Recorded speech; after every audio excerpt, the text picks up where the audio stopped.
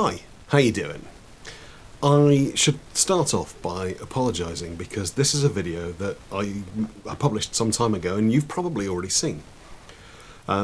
It's an exploration of the history of wrestling and how the different branches of wrestling that exist today all share a common lineage, and ultimately the UFC and the WWE are, in effect, the same thing. However, I was hit with a copyright claim on this video because on two occasions throughout the video, which is 6-7 minutes long, I used 11 seconds of footage, two separate sections of footage, both 11 seconds long, from the WWE. And they put a claim on the video saying that I was not allowed to use this, the footage was theirs, and that I had to either remove the video or they would claim any monetization from this video. So, as you might expect, I have removed their footage and am republishing the video.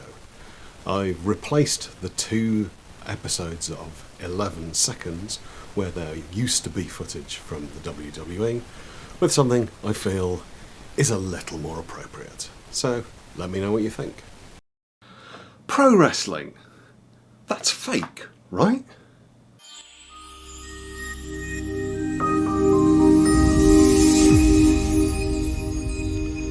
If you've spent any time watching combat sports, you'll probably have noticed that there are some distinct similarities between pro wrestling and some other forms of combat. But, well, pro wrestling's clearly fake, isn't it? Well, no, it isn't. At least not in the way that you probably expect. If you don't feel like watching this whole video, then the abridged version is that it's fixed, but not fake. That wrist lock probably isn't being put on properly, any grappler can tell you that, but a suplex hurts whether it's done in the WWE or the UFC. It would probably be fair to call it scripted combat entertainment. They are top-level athletes performing spectacular moves live.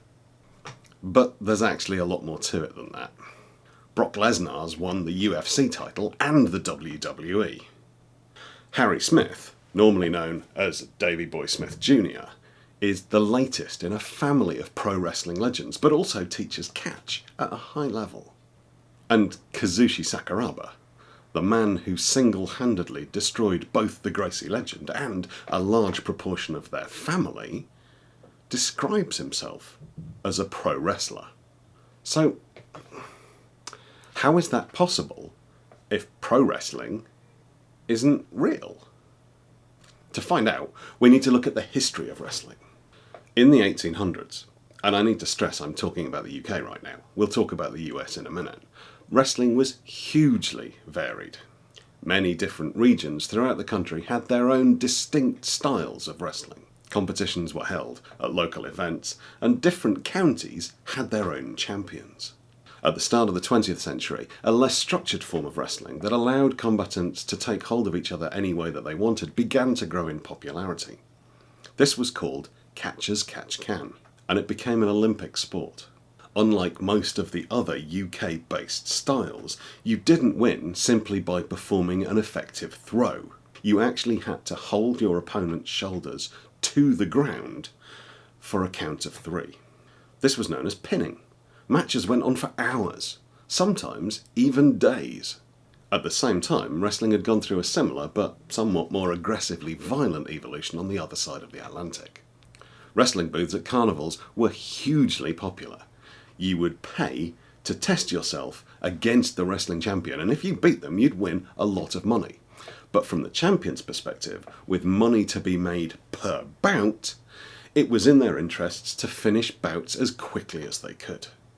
Rather than the long, drawn-out fights, incrementally working towards that pin, matches were finished quickly, often by forcing the opponent to verbally submit. Obviously, it's not quite that clear-cut. In the UK, pain holds were used to force people into a pin or to give in. And in the US, sometimes matches went on for ridiculously long amounts of time. But for the purposes of YouTube, we can probably get away with the generalisation. The problem came on both sides of the Atlantic, when wrestling promoters, the people that organised the bouts themselves, realised they could make more money if they already knew who was going to win. In carnival wrestling, rigged fights were put on in order to persuade people in the crowd that they stood a chance of beating the champion, even though, in reality, they didn't.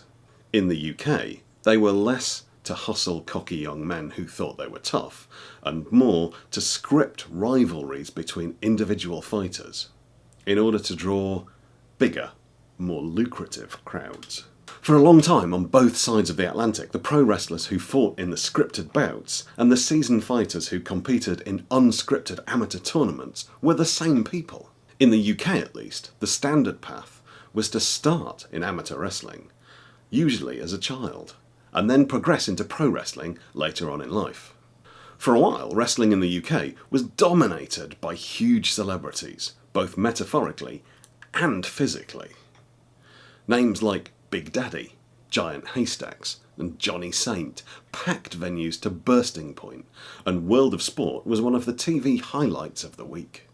In the US, while all this was happening, wrestling had become more serious. Pro wrestling was not so successful, but amateur wrestling became a big part of the culture.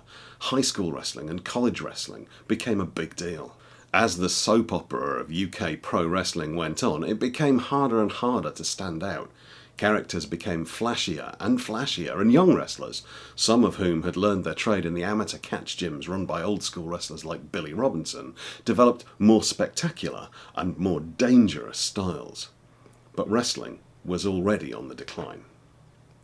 The old school wrestlers, the big names that dominated the end of the amateur days in the UK, moved to Japan, where pro wrestling was as popular as ever. Coaches like Carl Gotch and Billy Robinson taught a new generation of hugely skilled fighters the style they'd learned at Riley's gym in Wigan. The gap between the scripted pro wrestling and the brutal amateur style closed once more. The new flashy style of pro wrestling, created by fighters like Marty Jones and Mark Rollerball Rocco, caught the imagination of the American public. They took that baton and they ran with it. The Japanese branch of wrestling gave us shoot fighting and pride. It gave us wrestlers like Sakuraba, who was the equal of anyone in the world in his heyday. The American branch stayed firmly split. And college wrestling gave us people like Wade Shallers, Daniel Cormier, Ben Askren. Pro wrestling gave us people like Bret Hart and William Regal. But the differences are small. Lineages are hopelessly intertwined. And when it comes down to it, there's very little difference between the wrestling of Farmer Burns, the MMA of Josh Barnett, and the showmanship of Bobby Lashley.